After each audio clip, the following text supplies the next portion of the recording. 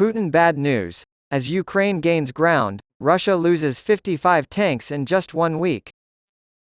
According to the Ukrainian military, 55 tanks belonging to Russian President Vladimir Putin's forces have been destroyed in the past week in Ukraine.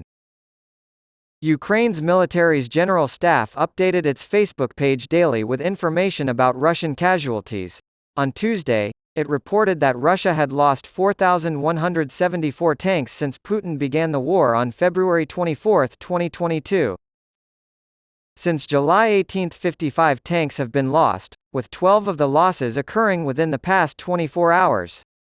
U.S.-based Research Tank Institute for the Study of War, ISW, indicates that Ukrainian counteroffensive gains have been made in several places, coinciding with the declaration of these losses.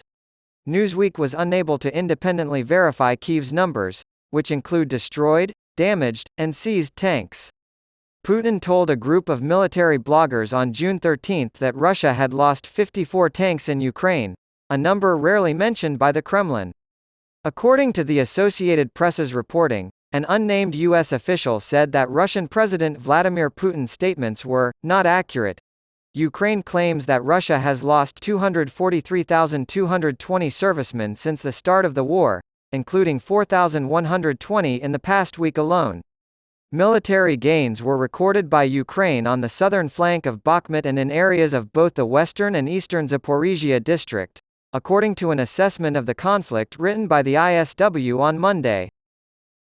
According to comments made by Ukrainian General Staff spokeswoman Andriy Kovalev on Tuesday, Ukrainian troops have also been moving in the eastern Donetsk region. On Tuesday, Ukrainian officials said that the city of Kyiv's air defenses had destroyed all of the Russian drones that had been launched to attack the city overnight. However, the exact number of Russian drones that were apparently shot down was not disclosed. After Ukraine launched its own drone attack on Moscow on Monday, as reported by Russian media, they reportedly turned their attention to Kyiv. After the Kremlin declared it would not prolong the Black Sea Grain Initiative, Russia launched a series of effective strikes against Ukrainian grain facilities over the previous week. Concerns about global food security have been raised since the breakdown of the grain arrangement, which had allowed Ukraine to export its grain by sea throughout the war with Russia.